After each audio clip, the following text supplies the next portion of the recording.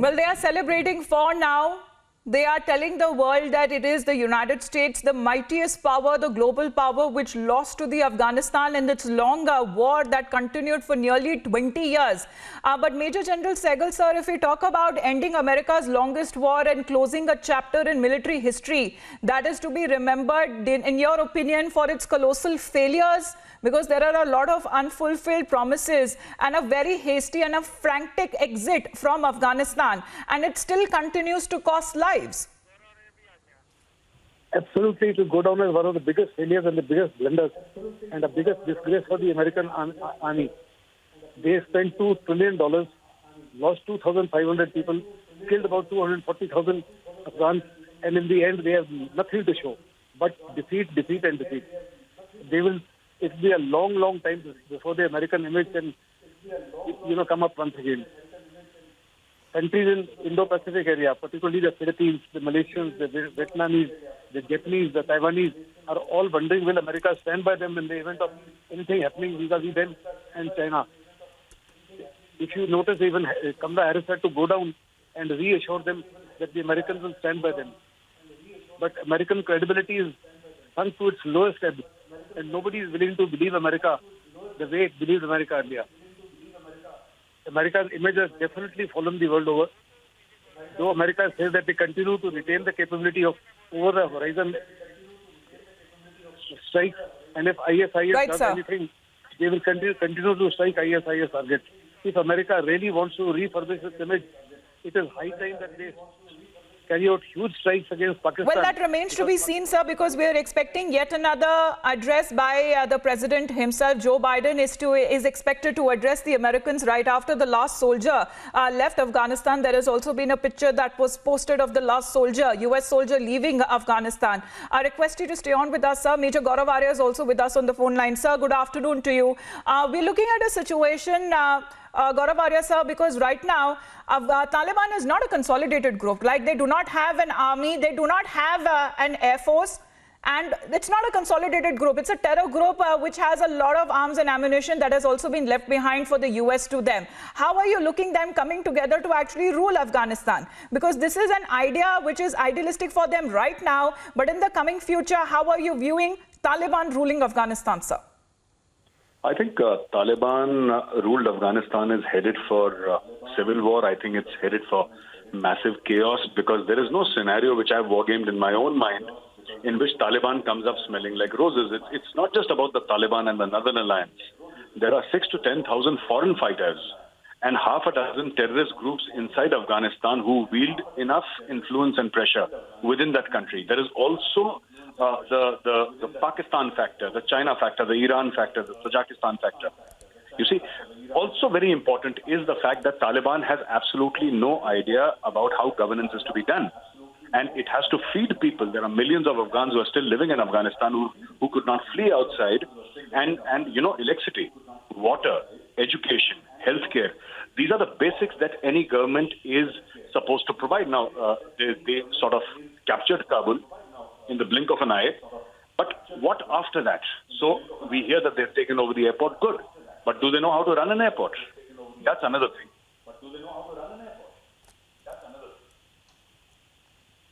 Absolutely, that's the point. Because, Gaurav Arya, sir, we're looking at a situation where, terrorists were seen walking around the airport. They were carrying their rifles. They were celebrating with fireworks and gunfire. And this is coming even as the last American troops left Afghanistan.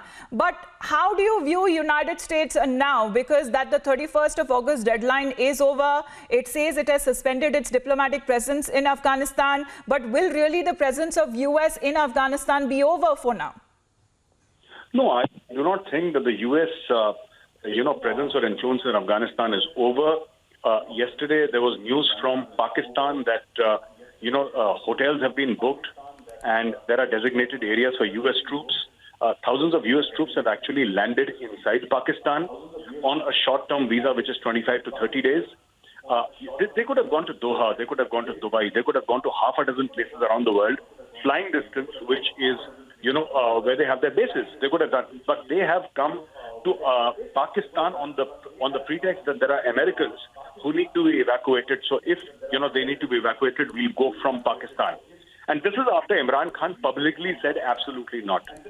So rather than giving bases to the American military, the entire Islamabad, the national capital of Pakistan, has become a massive American base. They have occupied all the hotels, the hostels of the universities, etc. So this is what is happening. Very interesting days ahead.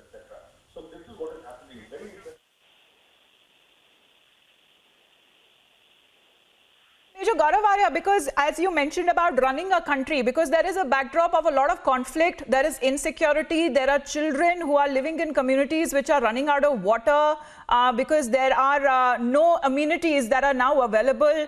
Life-saving vaccines are also not there. And if we talk about the women too, we're looking at strict action already being taken there. So how would they really operate? Because there is a lot that needs to be said and done in Afghanistan that seemingly has gone back 20 years. I think Afghanistan has gone back 100 years because you see, when the king was there in Afghanistan, things were better. It was a more modern and a liberal society, a more secular society. Now forget about vaccine and education. There is one part.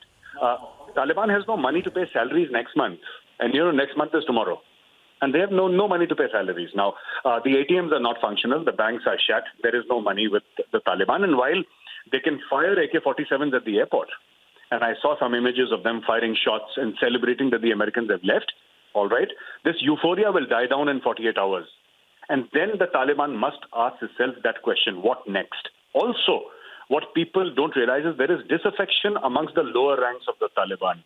Because Taliban is now being watched by the world and they have been asked to behave. Now, this is not typical Talibani behavior. You see, now people will ask for money because these are warlords who have given their men to Taliban to fight along with the Taliban. Taliban is not a homogeneous entity. So what happens tomorrow? Everybody wants money, everybody wants influence. And there is neither money nor influence in Afghanistan. So what happens with the India factor, sir? Because Taliban would want to engage with several of those countries. Even the Talibani spokesperson today was telling his soldiers that this time around it is a changed Taliban and they would want to engage diplomatically with other countries. But do they even know what diplomatic relations are without using the gun and the arm and the fire there? Because what happens now with Pakistan, with China, they have been saying they do not abandon Afghanistan, India as well, and we are talking about the neighboring countries too, though they want to extend their support to Afghanistan, but they've already closed their borders. No, I think you're right, but also I would like to add that, when you talk about diplomacy, I think it's a game of give and take, and Taliban has nothing to give, and they want huge amounts of cash. And when I say huge amounts, I mean tens of billions of dollars. Now, in Taliban, you must be willing to give to the other country. Here, there is nothing to give. So that is one part of it. Yes, Stanekzai, who's their political bureau or their foreign affairs chief or some other position that he holds, and he's being trained in India in the Indian Military Academy in Dehradun. He also said that they want better relations with India. They want India to complete all their projects in Afghanistan. They want India to invest in Afghanistan. They want India to have their embassy in Afghanistan. They want normal relations with Afghanistan. But I think what is going to happen is wait and watch, because Taliban is still a known factor and known by what they had done in 1996. That is how people remember Taliban. These bearded men wearing sandals and carrying rocket launchers. This is not your typical diplomat. This is not your typical economist. So, this is how people view Taliban. And it's going to be some time, a couple of years before the world actually comes around and understands that, this is what is happening in Afghanistan, and they can sort of at least speak to the Taliban. So people are going to speak in emergency situations to the Taliban. We need to evacuate our people. Let's talk to you. We need this emergency. Let's talk to you. But trade, no. Projects, no. Diplomacy, I don't think so.